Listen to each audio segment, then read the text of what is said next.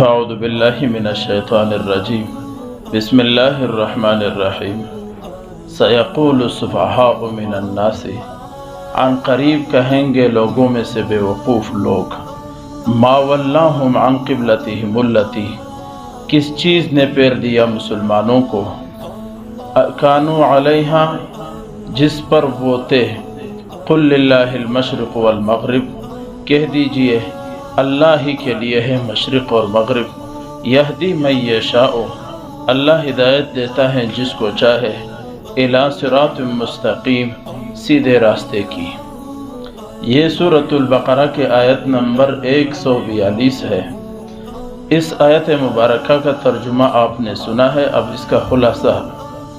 سب سے پہلے یہ ہے کہ اللہ رب العزت نے حکم دیا رسول پاک صلی اللہ علیہ وسلم کو، جب آپ صلی اللہ علیہ وسلم مکے میں تھے، نبی علیہ السلام بیت اللہ شریف کی طرف منہ کر کے نماز پڑھتے تھے۔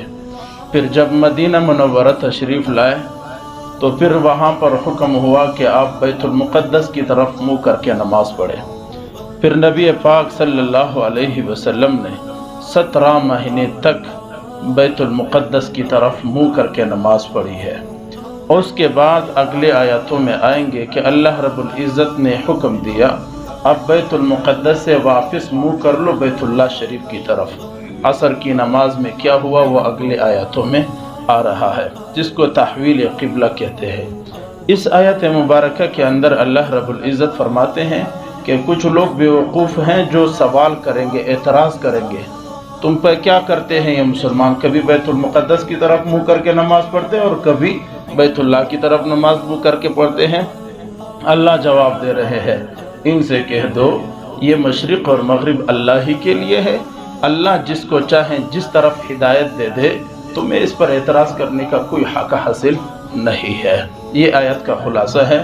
اب یہاں پر جو سب سے پہلے بات سمجھنے کی ہے وہ یہ ہے، کافر نے اعتراض نہیں کیا ہے، تحویل قبلہ کا حکم نہیں آیا ہے، اور کافر کا اعتراض اور جواب اللہ نے پہلے بتا دیا۔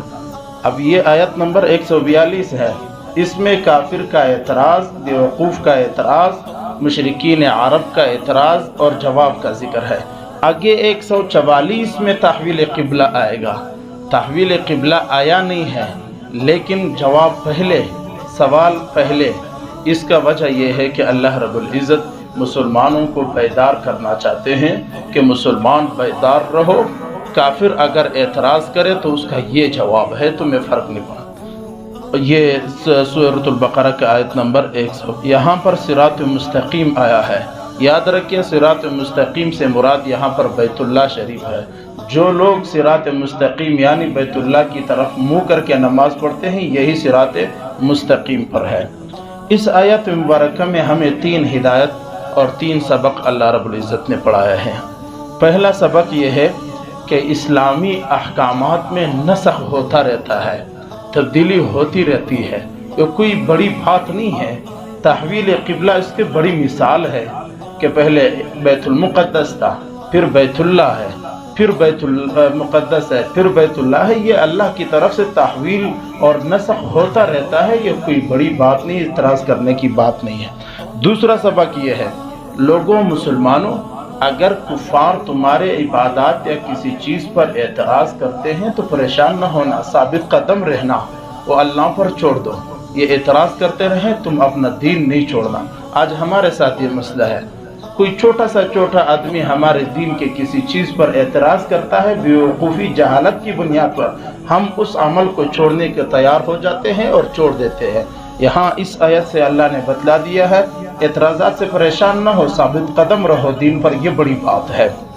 تیسرا آخری ہدایت جو ہمیں مل رہا ہے سبق، وہ یہ ہے کہ ہمیں کعبۃ اللہ سے کوئی سروکار نہیں ہے۔ ہم بیت المقدس، بیت اللہ کی طرف منہ کر لے یا نہ کر لے، ہم اپنے رب کی عبادت کر رہے ہیں۔ دیکھیے سعودی عرب کے جزیروں میں ہے، یعنی مکہ عرب کے جزیروں میں ہے، ہم ایشیا کے اندر بیٹھے ہوئے ہیں۔ اگر ہمارا مقصود بیت اللہ ہو تو سامنے بغیر عبادت نہیں ہونی چاہیے تھی۔ ہم تو ایشیا میں بیٹھ کر عرب کے جزیروں کی طرف منہ کر رہے ہیں۔ اس سے پتہ چلتا ہے ہم کسی مکان اور جہت کے محتاج نہیں، ہم اپنے رب کے حکم کا پابند ہیں۔ ہمارے رب نے حکم دیا ہے اس جہت منہ کر لو، قبلہ کہتے ہیں سمت اور جہت کو، ہمارے رب نے حکم دیا اس جہت منہ کر لو، ہم جہت پہ منہ کر رہے ہیں، رب کی اطاعت کر رہے ہیں، رب کی عبادت کر رہے ہیں۔